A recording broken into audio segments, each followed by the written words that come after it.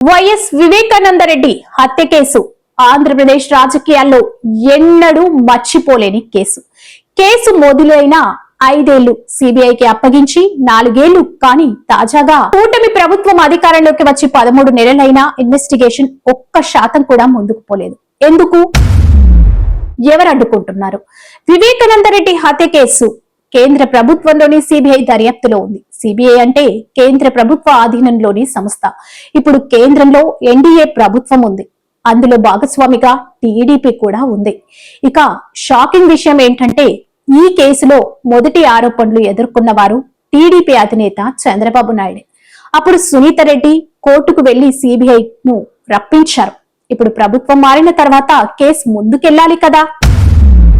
అయితే ఎందుకు 2023 ఆగస్టు తర్వాత దర్యాప్తు పూర్తిగా నిలిచిపోయింది? కేసు 2020లో సిబిఐకు అప్పగించబడింది. 2020 జూలైలో మొదటి దశ దర్యాప్తు ప్రారంభం. కోవిడ్ టైం అయినా సరే సిబిఐ దాదాపు 1200 మందిని విచారించింది. ఆ తర్వాత కేసులో భాస్కర్ రెడ్డి, శివశంకర్ రెడ్డి లాంటి కీలక వ్యక్తులను అరెస్ట్ చేశారు. నెక్స్ట్ ఎవరు అనగా అవినాష్ రెడ్డి పేరు తెరపైకి వచ్చింది. కానీ అక్కడితోనే కేసు బ్రేక్ అయింది. ఎందుకంటే అప్పటికే రాజకీయ ఒత్తిళ్లు మొదలయ్యాయి. ఇప్పుడు కేంద్రంలో బీజేపీ, టీడీపీ కూటమి అధికారంలో ఉంది. ఇక జగన్మోహన్ రెడ్డి గత 5 ఏళ్లుగా బీజేపీకి అత్యంత సన్నిహితంగా వ్యవహరించిన నాయకుడు. అందుకే గతంలో వైసీపీపై కేంద్రం పెద్దగా ఒత్తిడి తేలేదు.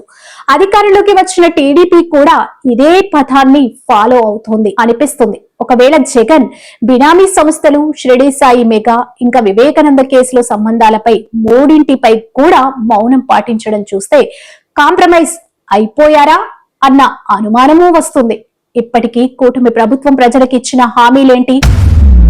ప్రజలకు నిజాలు చెబుతామని చెప్పారు కదా. ఇప్పుడు 13 నెలలు పూర్తయింది. వివేకానంద రెడ్డి హత్య కేసులో ఎవరు చేశారు? ఎందుకు చేశారు? ఎవరి ఆదేశాల కింద చేశారు? ఎందుకు సిబిఐ మౌనంగా ఉంది?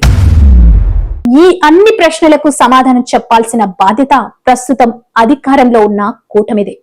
బీజేపీ, వైసీపీ, టీడీపీ ఈ ముగ్గురి మధ్య గతంలో జరిగిన సమీకరణలు, డీలింగ్స్, అప్రకటిత ఒప్పందాలు ఇవన్నీ ఈ కేసు దర్యాప్తును ప్రభావితం చేస్తున్నాయా? ఎందుకంటే ఇప్పుడు టీడీపీ అధికారంలో ఉన్న జగన్ పై ఏమీ అనడం లేదు. వైసీపీ నేతలు, కంపెనీలపై విచారణలు, ఆరోపణలు వెలువడడం లేదు. దీన్ని బట్టి చూస్తే రాజకీయంగా కుటిల మౌనం కొనసాగుతుంది.